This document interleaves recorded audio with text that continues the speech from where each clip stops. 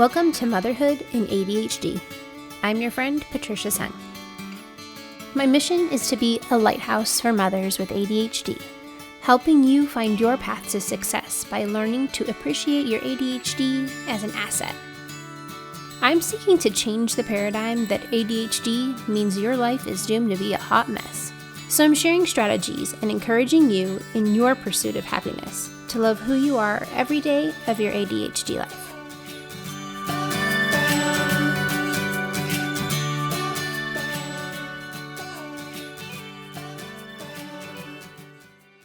Hey there, successful mama. It's your friend Patricia. This week, I decided just to tell you a little bit about myself. I figure you're over here listening to me jibber jabber along, and it would probably make a lot more sense if you knew a little bit about me. So, my life story. Here it goes. I grew up in a small Midwestern town called Brecksville, Ohio. I had nearly straight A's, all glowing recommendations. Everything was pretty easy. Like, school wasn't hard. I'm the oldest of 5 kids, so I carried a lot of responsibility. And I had a, small circle of friends that were awesome and I was really involved in school. I did like student council, key club, choir, photography, which was like all the things. And it's funny because like looking back now, you can see all the red flags of ADHD like across the board, but obviously spread over all those years, they weren't obvious. Even looking back at my report cards, it was like A. And then you get to like in high school, you would take a, your midterm and it would be like a C or a D on the midterm or the final. And then it'd be like A, giant test, bad grade. And it was one of those things where like, I never knew why. It's like, how did I get an A all this time? And then I'm asked to like recall all the information at one time that I clearly knew along the way. And I couldn't pull it all together. But again, poster child for a girl with inattentive ADHD. Like the comments on my report cards were so obvious. Like my kindergarten teacher comment said I cried a lot, which, having trouble dealing with emotions is very typical. I was in the gifted and talented program and like AP classes, but yet the comments are like, makes a lot of careless mistakes, doesn't turn in assignments on time. I always did them. I would just forget to put them in the basket. And, I pretty much like sailed through high school. It was work, but it wasn't like a difficult. I had to like do the stuff, but it wasn't extremely challenging or anything. The only class that I found challenging was biology. And that's because my teacher taught like a college professor. So don't you know, when I got to college, lo and behold, all the doo-doo hit the fan because then all of a sudden I was responsible for all the things. Like when you're growing up, teachers are always saying, do this to get an A. And so I would be like, okay. And I would just do this. And then I got an A. And it's like when you get to college, you're responsible for getting to classes at all different times. It's not like you just showed up at school and then, followed along like a little lamb, first period, second period, third period. It's like I had to get myself to class, which I wasn't doing. I had to do so much reading. And tests would be a combination of things that were in the book, but also just things the professor would talk about in class. I couldn't keep up with taking the notes, and I nearly failed out my freshman year. I had to drop a bunch of classes, and I was just like, what is going on? I was having like this life crisis because I thought it wasn't going to be hard. I thought it was going to be like high school and that I could just sail along, and I realized there wasn't somebody there every step of the way telling me how not to fail. And so I ended up getting diagnosed my freshman year of college. Thankfully, my doctor that was like part of the student health center recognized it. And she's like, I need you to go to the student learning center and take this test. I got super lucky or just like super blessed by the Lord because there was a student doing her doctorate in, I think it was psychology or psychiatry. I can't remember now. And she needed some test subjects because she was studying attention deficit disorder. I appeared at the right time. And so she did this crazy battery of tests on me, hours and hours of testing. That was where some of the major blessing was, is that I didn't have to pay for it. She was like, so you're the poster child for inattentive ADHD. I have the short-term memory of a 3rd grader. Awesome. She would read off like 20 numbers in a row, and my job was to repeat them back to her. Literally, I could name like 3 or 4 and then be like, I have no idea what you said. But like I tested like off the charts and other things, which is one of the ways that women get skipped over and they don't know that women have ADHD is because they do well at following directions, being one of the herd, and doing what they're told. And they can get by on hard work and effort without realizing there's an issue. And that's what happened to me. So when I first got the diagnosis, I was like, ugh. It was kind of earth-shattering at that point. Like, I didn't know that I had it in any way, shape, or form. Like, that never would have occurred to me. But like when she was doing all the tests, I was like, man, I cannot do some of these things. So I definitely knew something was up when she was doing the testing, but like I never would have guessed that because, I mean, this is back in, the late 90s, early 2000s, where everyone just thought of like a crazy 5-year-old boy running around like a hyperactive mess. Nobody thought about gifted and talented, bright, driven young women who were struggling with all these like strange things that didn't really come together in a pattern. So thankfully, that student services center, through the young woman who did the testing on me, I got a lot of resources. I got a lot of tools. She connected me with a law student who had ADHD that she was familiar with. And she, oh my goodness, that woman, well, she was still a child too, a young adult. She was a godsend. She taught me a lot of like study skills and like how to actually study and read and take notes. Like, she gave me those skills. She taught me how to do that. That's how I survived the rest. I don't know what I would have done without these amazing women that floated into my life and left just as quickly, but really gave me some amazing resources, tools, skills, strategies. And looking back now, I like wish I could have taken advantage of that more because I didn't understand it and I didn't realize what I had, the gold that these women were giving me. But obviously, hindsight's 2020. But anyway, really at that point, my goal was just to not fail out of school and then try to make up for this problem because I was embarrassed that my brain was different and I really wanted to uphold this level of perfectionism that I had sought my entire life. And I think I sought that perfectionism because I knew I had those shortcomings. I didn't put them together really, but I knew I was struggling turning in assignments. So I had multiple reminder systems in order to make sure I achieved that. But it was almost like neurotic and like a little bit like obsessive compulsive in the way that I had adapted so that I wouldn't mess up stuff. But anyway, I graduated from Tulane University, which is a really great school, and I didn't know what I wanted to do. I really wish I had either known or someone had told me some kind of resource to figure out what I wanted to do with my life. I thought what I was picking was a good idea, and it really wasn't a good choice for me. I went into sales management, retail management originally, which is not my personality at all. Then I switched to banking, thinking that would be better, and really that's just more sales. You're just selling banking products. I really loved the learning process. I love learning. In both of them, I was part of a management training program, and I loved the learning. I loved the operations. I loved HR. I do love managing people. I started managing people really young. By the time I was 21 years old, I had a team of 30 under me, multiple supervisors. I look back and I'm like, who put 21-year-old me in charge of anything? But I mean, I guess for 21, I was pretty responsible. But those industries were both very sales oriented, and I'm not a salesperson. And so it was just it was draining on me. I don't care for sales. It's not my personality. I don't like pushing things on people, especially when I know they don't need them. I'm happy to help people find the right product for them, but I didn't like being pushed to sell things that I knew weren't right for people. Especially when I was a branch manager, we had to sell credit cards, and I'm looking at people's bank accounts and I can see whether or not they're good with their money. And here I am selling them this product. And I'll be honest, when I want to be, I'm a good salesperson, but I didn't enjoy it. And here I am selling this thing. And I'm like, these people don't need credit cards. They need a financial advisor. But my job was to sell more credit cards. So, I realized, okay, this isn't right for me. I'm pretty miserable. I can see how I aced the interviews that I was in. But I also think I got promoted too fast and didn't have the experience to back up, especially by the time I got to branch manager at the bank. They should not have hired me for that job, y'all. I was not ready for it. I don't know, maybe I was just the best candidate they had out of their choices. Oh, I was not ready for that level of responsibility for sure. And I didn't have the experience to back it up. So it was rough. And so I'm really thankful that God put it on my heart to become a middle school teacher. And I laugh now because I found this time capsule from 3rd grade. And what I put on it is that I wanted to be a teacher when I grew up. So that was kind of amusing. That 3rd grade me knew better than 25-year-old me what I wanted to do with my life. Anyways, I am really happy that that's where God led me because I did love teaching. My first job was teaching both middle school and high school. I was split between two campuses in public school. I taught Spanish and also typing, which is literally so boring. Can you imagine ADHD teacher trying to teach typing? I was like dying. The only good part is that I could grade papers while the kids typed. But literally, I just walk around and be like, don't look at your keyboard.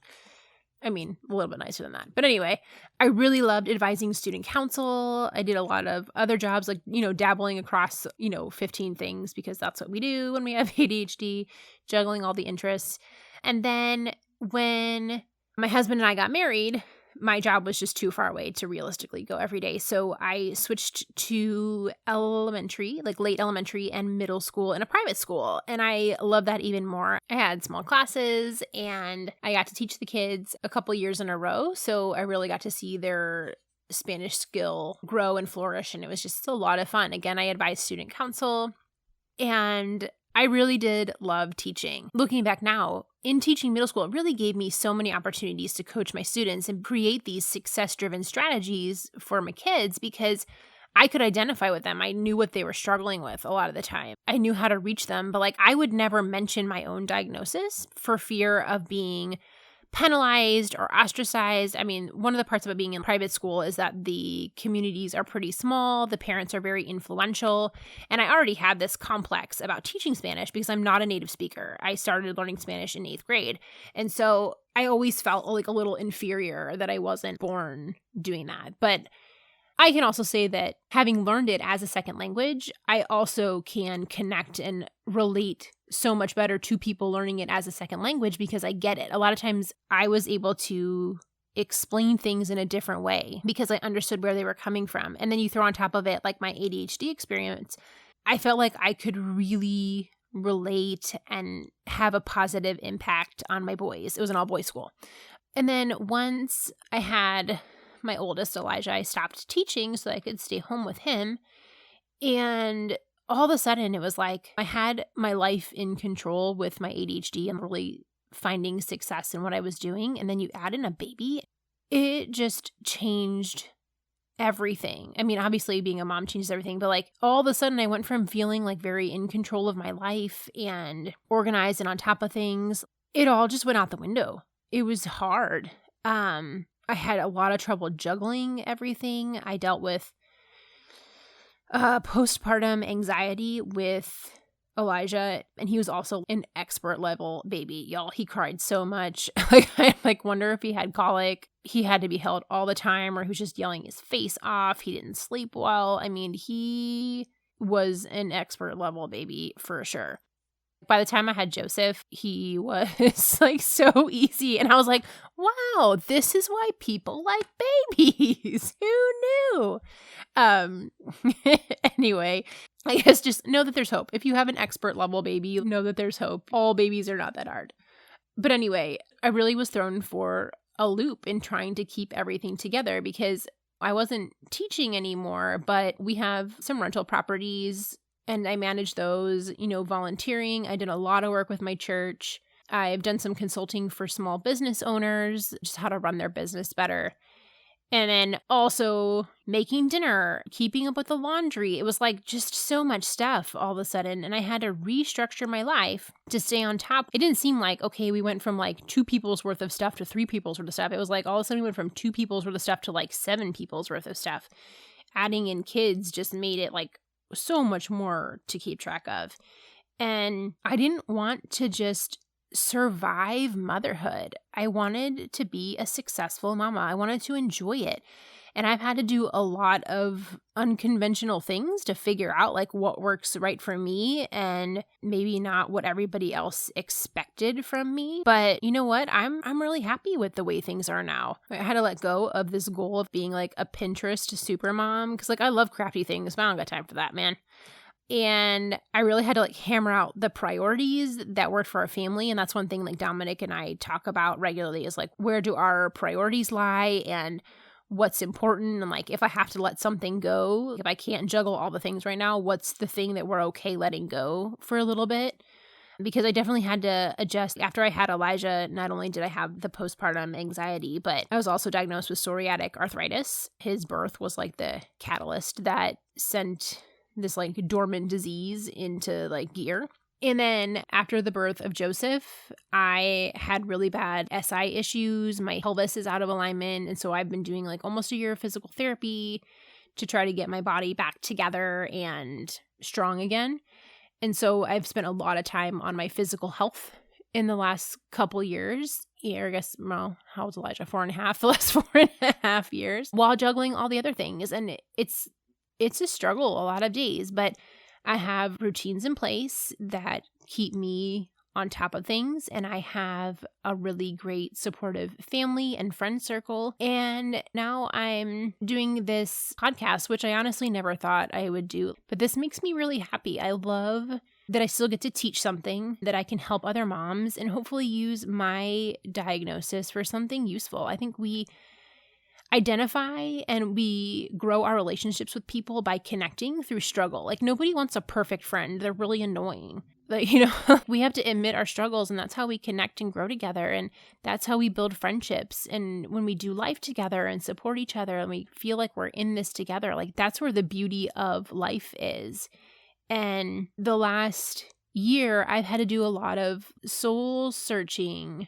I've done a lot of reading on reading and listening to audiobooks and podcasts of like just how to like channel my inner tiger, like to be willing to step out in faith and share what I'm dealing with and like cling to like my inner tiger, to not let the unkind words that come with, putting your feelings on the internet injure my soul, because I am very sensitive to the judgment of others, as is common with ADHD. But I am so encouraged because so many women have reached out to me, like people that I'm already friends with, and they have said, I struggle with this thing that you mentioned. And like so many have said, like, they like came out of like the ADHD closet with me and were like, I have it too. I was like, what? Like, we've been friends for a long time. How did I not know that you were like one of my people, But because we were struggling silently, we didn't have any way to connect. And I just decided, like, I'm done with that. I'm going to be brave, not perfect. And which is a good book, by the way, Brave, Not Perfect. I will fail. I have failed. And that's okay. I don't have to be perfect to be loved by God and my family and my friends, and hopefully you. Like, I hope that you connect with me because I am real and because I am honest. And, it's been hard because God put this podcast on my heart about a year ago, and I really ignored him for quite a few months because I was like, God, you have lost your mind. I'm literally like the worst job candidate ever for this job. I am an introvert. I have no desire to be like in the spotlight. I mean, I don't like hate it, but it's not life-giving to me. That's not how I gain my energy. It's very draining for me. And I don't like sharing my problems or asking for help or admitting I'm wrong. And if I look at my husband, he's like super extroverted and loud and funny and honest. And I'm like, he would be a great podcast host. I was like, why are you asking me to do this? I don't even know how to podcast. Like, I had to learn. I didn't know how to edit sound or like market my podcast or like how to get the word out that it even existed. And it was like dangerously close to like all those yucky feelings about selling that I had at the bank. I was like, oh, I don't want to like feel salesy about this podcast. But then I realized like I'm not selling people credit cards they don't need. I am relating to others and I'm feeling like we're in this together. Like, it gives me as much encouragement as I hope it gives you to know that I'm not alone. I couldn't see that everything I had done up to this point led me to be here. Being a teacher, my diagnosis, the compassion I have for other moms, my very rough entry into motherhood, all of that creates me and who I am. And like, I am the perfectly imperfect person that was chosen to share my struggles so that you can know you're not alone and that we can be stronger together, and I can share what worked for me and hopefully some of it works for you too.